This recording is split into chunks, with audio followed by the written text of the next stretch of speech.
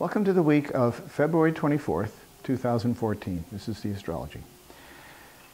This week begins with the Sun co-joining Neptune.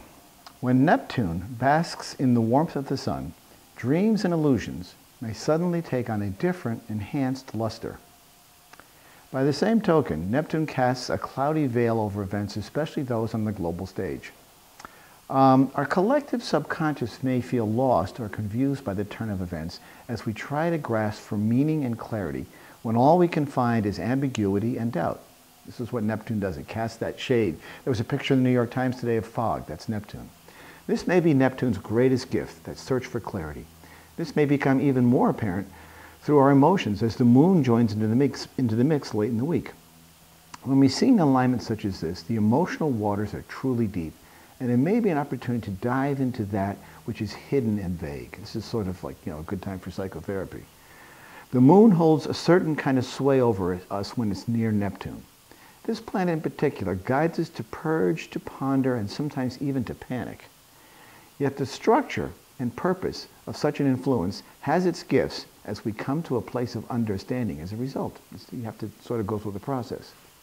Speaking of structure and purpose, we see Pluto clicking into position this week at 13 degrees Capricorn. This is the precise degree at which Pluto will be joined by 3 other major planets in a rare exact alignment that creates what's called the Grand Cardinal Cross. This alignment includes Pluto, as mentioned. Jupiter will be directly opposing it at 13 degrees Cancer. Mars will be at 13 degrees Libra. And the unpredictable Uranus will be at 13 degrees in fiery Aries all around the last week of April. As these planets step into position, we are bound to see some major shift in the global stage.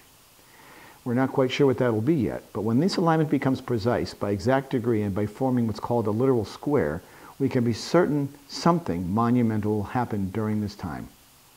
Of course, where that happens depends upon the placement of the planets, of these particular planets in your specific chart. So how it relates to you is based on your particular chart. The best way to do that is through a private consultation. So to summarize for this week, the Sun is conjunct Neptune at 5 degrees Pisces, and Jupiter squares Uranus this week at 10 degrees Cancer. Jupiter is at 10 degrees Cancer, Uranus is at 10 degrees Aries. We also see Mars is in a slight square to Venus, which may be offset by the sextile of Venus to Saturn. Responsibility, in this case, may open more doors than aggression. Listen each Friday morning to Turning of the Wheel on Awakening Zone Radio at 11 o'clock a.m. Call me at 1-714-364-4353 or write to me for a reading or visit my website, www.turningofthewheel.com. Thank you, and I'll see you all next week.